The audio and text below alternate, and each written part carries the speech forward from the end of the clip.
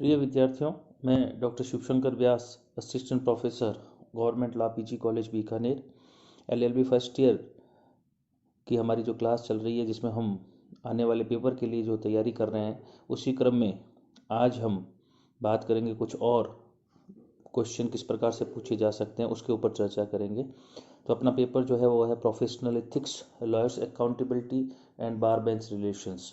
और निरंतर रूप से हम अपने कोर्स को करने के बाद आने वाले पेपर पर तैयारी कर रहे हैं।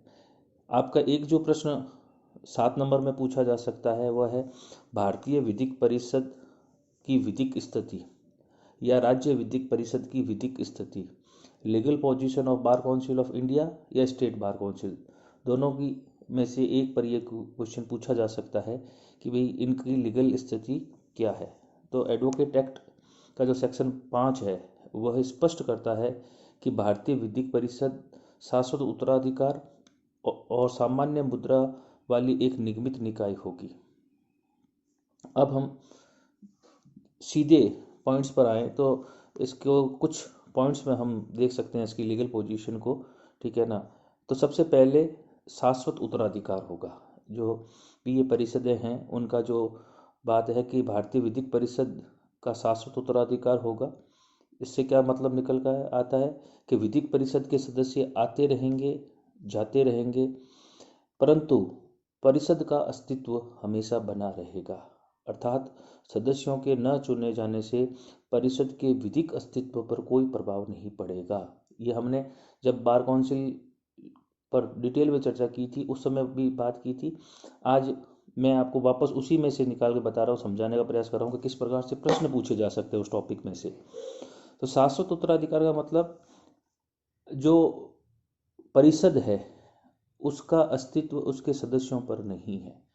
जो बच्चे कंपनी लॉ पढ़कर आए हुए हैं उन्हें पता होगा, ठीक है ना। हम निगमन का सिद्धांत कंपनी में पढ़ते हैं, ठीक उसी प्रकार से कि कंपनी के सदस्य आते रहेंगे और जाते रहेंगे, उनके सदस्यों के न होने पर भी उसके अस्तित्व पर कोई प्रभाव नहीं पड़ेगा, यानी कि उसका अपना एक अलग अस्तित्व है। ठीक उसी प्रकार से भारतीय विधिक परिषद का जब गठन हो गया है और उसके कुछ सदस्य नहीं हैं या सारे सदस्य नहीं हैं, तो भी उनकी अनुपस्थिति में उसके विधिक अस्तित्व पर कोई असर नहीं पड़ेगा, क्योंकि वह परपेचुअल सक्सेशन शाश्वत उत्तराधिकार की श्रेणी में आता है। दूसरी बात, सामान्य मुद्रा एक कॉमन सील होगी। भारतीय विधिक परिषद एक सामान्य मुद्रा होगी। इसका अर्थ है कि भारतीय विधिक परिषद अपने नाम की एक सील रखेगी और जिसके लगाने पर ही वे अपने कार्यों और सुविधाओं से बाध्य होगी, अन्यथा नहीं। जिस प्रकार से हम अपने सामान्य जीवन में देखते हैं कि कोई अधिकारी साइन करता है फिर सील लगाता है, उसमें लिखा था सील एंड सिग्नेचर दोनों, ठीक उसी प्रकार से अगर बार काउंसिल ऑफ इंडिया अपने कार्यों के लिए अर्थात किए गए कार्य या कॉन्ट्रैक्ट्स के लिए बाध्य कब होगा? जब वह अपनी कॉमन सील लगाता है। फिर पृथक संपत्ति सेपरेट प्रॉपर्टी हो सकेगी, अर्थात भारतीय विधिक परिषद जो है, बार काउंसिल ऑफ इंडिया जो है, वह अपने नाम से चल और अचल संपत्ति अर्जित कर सकेगी, धारण कर सकेगी। अर्थात परिषद अपने नाम से जो भी संपत्ति खरीदेगी उसकी वो स्वयं स्वामी होगी। स्वामी कौन होगा? चेयरमैन और वाइस चेयरमैन या वो नहीं। हमने पहले पॉइंट में क्या बात की थी? अस्तित्व उसका अलग है। तो वो जो खरीदारी होगी चल अचल संपत्ति की, उसका जो मालिकाना हक होगा वह बीसीआई का होगा, बार काउंसिल ऑफ इंडिया का होगा। फिर उससे कॉन्ट्रैक्ट करने की पावर, संविदा करने की शक्ति, भारतीय विधिक परिषद अपने स्वयं के नाम से संविदा कर सकेगी। परिषद तभी संविदा के लिए बाध्य होगी जब संविदा परिषद के नाम से की गई हो। यदि संविदा अध्यक्ष, उपाध्यक्ष या अन्य किसी पदाधिकारी के नाम से की गई है व्यक्तिगत रूप में, तो उसके लिए बार काउंसिल ऑफ इंडिया परिषद जो होगी वह लायबल नहीं होगी। और लास्ट हम बात करें वाद योग्यता। भारतीय विधिक परिषद अपने नाम से बाहरी व्यक्ति पर वाद दायर कर सकेगी और बाहरी व्यक्ति क्या कर सकेगा? उसके नाम से वाद दायर कर सकेगा। तो हमारे को अगर स्टेट बार काउंसिल या बार काउंसिल ऑफ इंडिया की विधिक स्थिति के ऊपर अगर छोटा प्रश्न पूछा जाता है तो हमारा आंसर इस प्रकार से होगा। एक फिर छोटा क्वेश्चन पूछा जा सकता है, अनुशासन समिति। इसी चैप्टर से हमने बात की थी कि विधिक परिषदों की क्या होगी, कमेटियां होगी। भारतीय विधिक परिषद क्या कर सकती है, स्टेट बार काउंसिल क्या कर सकेगी? डिसिप्लिनरी कमेटी, विधिक सहायता समिति और अन्य समितियां का गठन कर सकती है।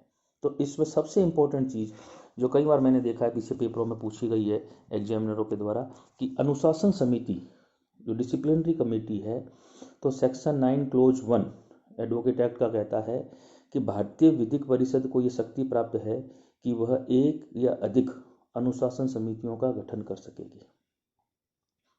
हमने बात की थी अपना प्रोफेशनल एथिक्स का पेपर है, इसमें अगर कोई एडवोकेट मिसकंडक्ट करता है, उसके खिलाफ व्यावसायिक दुराचरण प्रोफेशनल मिसकंडक्ट का कोई मामला या अन्य कोई मामला आता है, तो क्या होगा, व्यक्ति शिकायत करेगा बार काउंसिल को।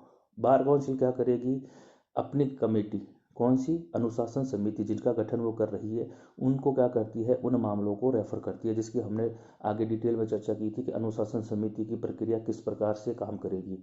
और बार काउंसिल ऑफ इंडिया के जो हमने कार्य देखे थे उसमें लिखा हुआ था कि अनुशासन समिति द्वारा अपनाई जाने वाली प्रक्रिया का बनाने का जो अधिकार है, वो कार्य जो है वो बार विधिक परिषद बार काउंसिल ऑफ इंडिया को है। तो बार काउंसिल ऑफ इंडिया क्या करेगी, एक या एक से अधिक, अगर मामले ज़्यादा हैं तो एक से अधिक भी हो सकती है, या एक डिसिप्लिनरी कमेटी अनुशासन समिति का गठन करेगी। ऐसी समिति जो होगी, इंपॉर्टेंट चीज, 3 व्यक्तियों से मिलकर बनेगी जो परिषद के निर्वाचित सदस्यों में से होंगे। अब देखिए, हमने बात की थी कि अगर एक प्रश्न आ सकता है कि परिषद के सदस्य कितने प्रकार के होते हैं, तो परिषद के सदस्य 2 प्रकार के होते हैं, हमने बात की थी। एक हो गया पदेन सदस्य एक्स ऑफिशियो मेंबर, और दूसरा था इलेक्टेड मेंबर्स। हमने एक्स ऑफिशियो में बात की थी कि कौन होगा, the attorney general of India, solicitor general of India, ये हमारे क्या हैं, एक्स ऑफिशियो। तो इनसे नहीं, यानी पदेन सदस्यों से नहीं, बल्कि जो निर्वाचित सदस्य हैं उन निर्वाचित सदस्यों में से अनुशासन समिति का गठन होगा, और ऐसी समिति के सदस्यों में से जो सबसे वरिष्ठ एडवोकेट होगा वह उसका चेयरमैन होगा। ऐसी समिति 3 व्यक्तियों से मिलकर बनेगी, जो निर्वाचित सदस्य होंगे उन्हीं में से वो 3 सदस्य लिए जाएंगे। अब जिन 3 व्यक्तियों को उसमें कमेटी का मेंबर बनाया गया है, उनमें से जो वरिष्ठतम होगा वह उसका चेयरमैन होगा। तो 2 नंबर का क्वेश्चन आता है, तो आपके पास में सटीक आंसर और पूरे नंबर मिलेंगे कि सेक्शन 9 में बार काउंसिल जो है इंडिया, वो अपनी एक अनुशासन समिति एक या अधिक गठन कर सकेगी, 3 सदस्यों से मिलकर बनेगी। ये 3 सदस्य कौन होंगे, जो निर्वाचित सदस्य होंगे उन्हीं में से होगी, एक्स ऑफिशियो पदेन सदस्यों में से नहीं होंगे। अब इन 3 में से जो बिल्कुल सीनियर मोस्ट एडवोकेट होगा, फिर वो रिपीटेशन 2 प्रकार के एडवोकेट्स हमने बात कर ली थी, वरिष्ठ अधिवक्ता, अन्य अधिवक्ता, ठीक है ना। तो अब इन 3 में से जो सीनियर मोस्ट होगा वह उसका चेयरपर्सन होगा, अध्यक्ष होगा उस समिति का। और फिर एक और हो जाती है legal aid committee. Section 9A में ये कहा गया है कि भारतीय विधिक परिषद के पास शक्ति है कि वो एक या अधिक विधिक सहायता समितियों का भी गठन कर सकेगी, और जिसमें कम से कम 5 सदस्य होंगे। तो इस प्रकार से मैं ये मानता हूँ कि पिछले 5-6 हमारे जो वीडियोज आए हैं, जिसमें मैंने आप लोगों को पूरे सिलेबस के हिसाब से किस प्रकार से आप प्रश्न को आप हल कर सकते हो उस पर चर्चा की। धन्यवाद।